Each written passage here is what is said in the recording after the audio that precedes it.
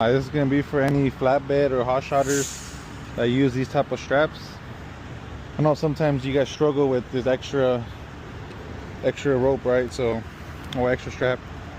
So what I like to do is just fold it up all the way to you minimize the strap.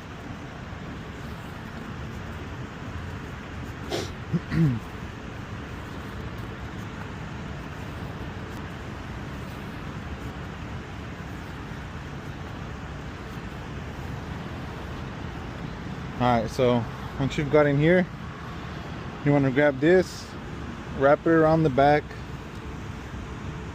and now you face this into this little entry right here. Once you have this, you're going to want to just give it some turns until you tighten this up. Voila. That's how you get rid of it.